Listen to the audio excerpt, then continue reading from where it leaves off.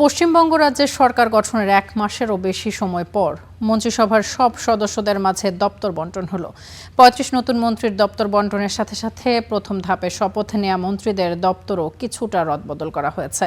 মুখ্যমন্ত্রী শুভেন্দু অধিকারীর হাতে থাকছে স্বরাষ্ট্র, আইন ও বিচার, ভূমি ও ভূমি রাজস্ব, বিদ্যুৎ, পঞ্চায়েত, কৃষি ও বিপণন, পানি সম্পদের দায়িত্বে থাকছেন দিলীপ ঘোষ। অগ্নিমিত্রা পালের হাতে থাকছে পুর ও নগর উন্নয়ন, নিশীথ প্রামাণিকের হাতে থাকছে উত্তরবঙ্গ উন্নয়ন এবং অশোক কীর্তিনিয়ার হাতে থাকছে খাদ্য ও সরবরাহ দফতর। ক্ষুদিরাম টুডুর হাতে থাকছে আদিবাসী উন্নয়ন, মাদ্রাসা শিক্ষা দফতর। অর্থমন্ত্রী হচ্ছেন স্বপন দাশগুপ্ত। পরিবহন এবং শ্রম দপ্তরের দায়িত্ব পেয়েছেন অর্জুন সিং। শিল্প ও বাণিজ্য মন্ত্রণালয়ের দায়িত্বে রয়েছেন তাপস রায়। রাজ্যে শিল্প কারখানায় বিনিয়োগ ফিরিয়ে আনতে চান তিনি।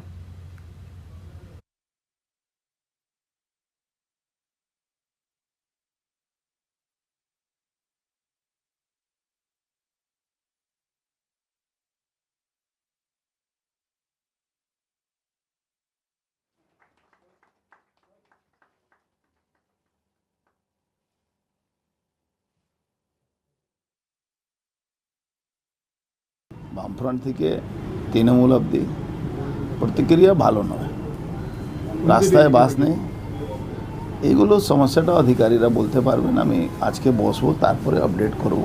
কেন কাজ করতে মাননীয় মুখ্যমন্ত্রী এখানে পাঠিয়েছেন, কাজ দেখার জন্য পাঠিয়েছেন, আবার কাজ করাবার জন্য পাঠিয়েছেন। ডাবল ইঞ্জিনের সরকার আছে, সমস্যা কিছু হবে না। 3 মাসে একটা রোড ম্যাপ তৈরি করতে হবে।